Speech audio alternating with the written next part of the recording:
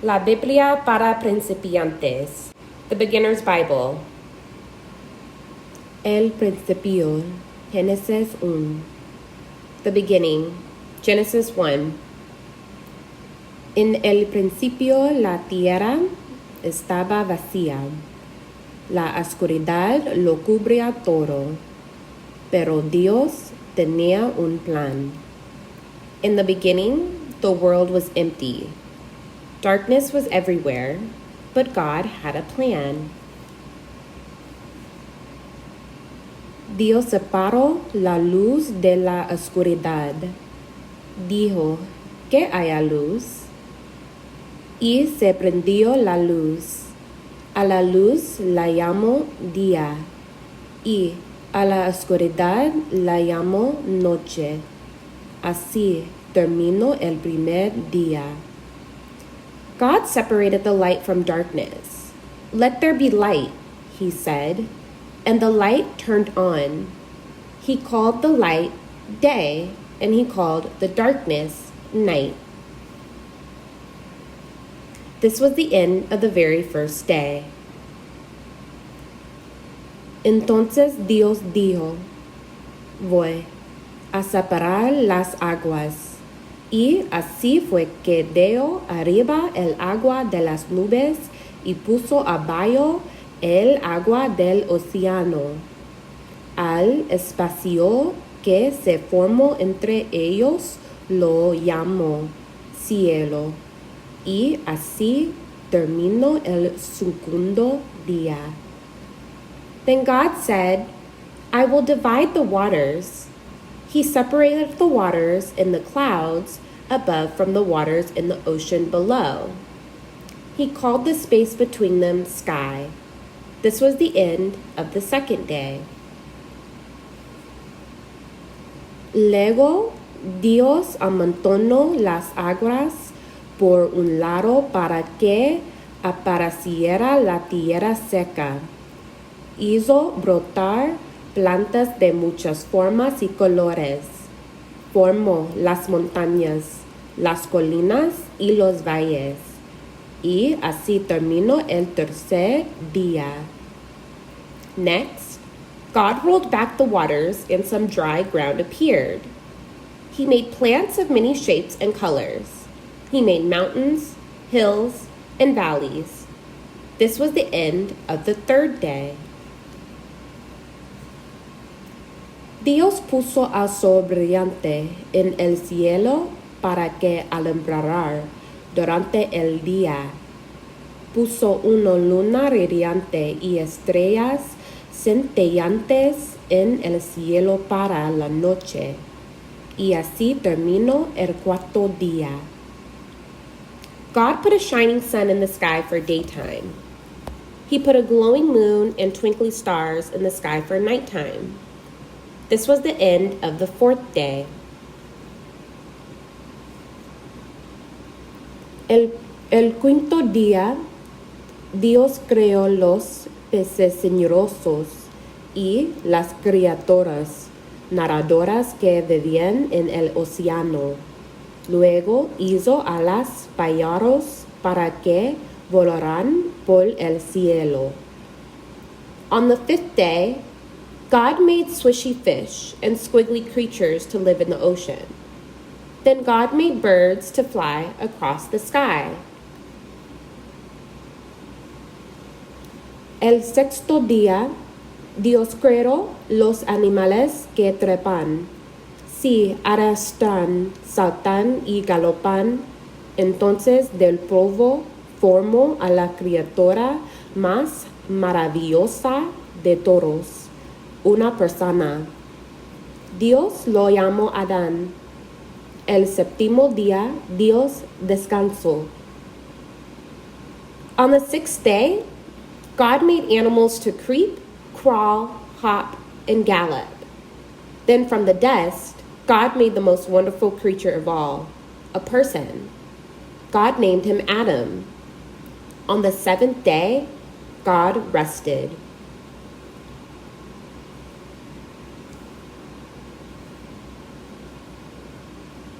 Adán y Eva, Génesis 2. Adam and Eve, Genesis 2.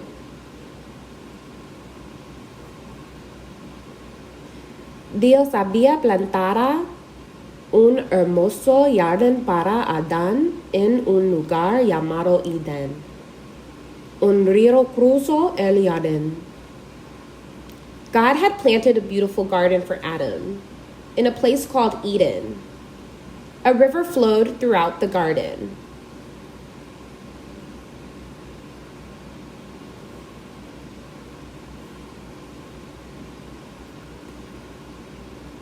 Adán estaba encantado con su nuevo hogar. Su tarea fue poner nombre a los animales y cuidar el jardín. Adán quería mucho a los animales, pero no podía encontrar a ningún amigo ideal para él. Entonces Dios creó a la mujer. Adam loved his new home. His job was to name all the animals and care for the garden. Adam loved all the animals, but he could not find a friend that was just right for him. So God created a woman.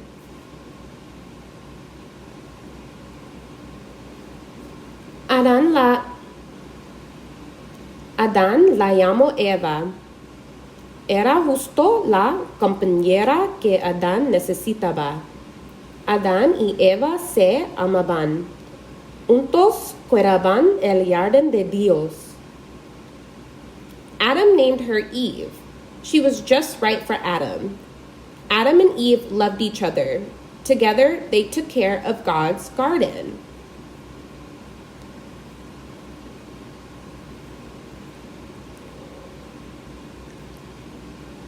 La serpiente engañosa. Genesis 3. The sneaky snake. Genesis 3. En el jardín de Edén había muchos árboles. Dios le dijo a Adán y Eva: pueden comer el fruto de todos los árboles excepto de uno. No coman nunca el fruto del árbol del conocimiento del bien y del mal. Many trees grew in the Garden of Eden. God told Adam and Eve, "You may eat the fruit from any tree except for one. Never eat the fruit from the tree of the knowledge of good and evil." Pero en el jardín también había una serpiente engañosa. Un día, la serpiente vio que Eva estaba cerca de ese árbol especial. Le susurró: así que Dios de veras les dijo que no comieran el fruto de este árbol. Now, there was a sneaky snake in the garden. One day, the snake saw Eve near the special tree. It hissed, "Did God really tell you not to eat the fruit from this tree?"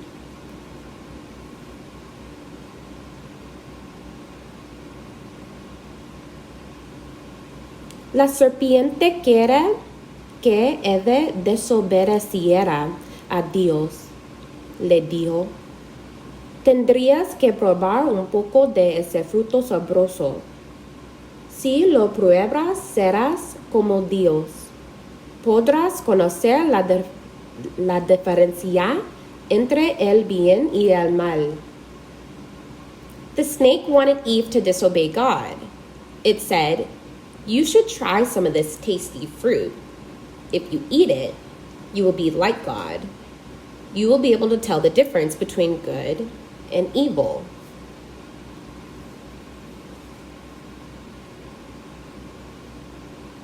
El fruto se veía sabroso. Eva recordó lo que Dios había dicho, pero igual comió del fruto. Después le dio a probar un poco a Adán y él también lo comió. The fruit looked tasty. Eve remembered what God had said, but she ate the fruit anyway. Then Eve gave some to Adam. He took a bite too.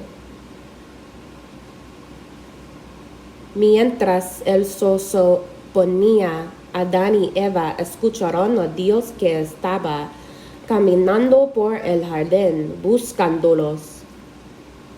Adán y Eva se escondieron entre los árboles. Tienen miedo. As the sun was going down, Adam and Eve heard God walking through the garden. He was looking for them. Adam and Eve hid among the trees. They were afraid.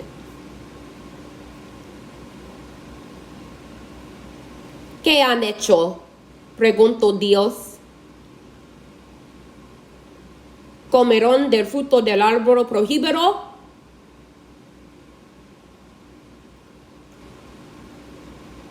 Sí, pero fue Eva la que me lo dio, dijo Adán.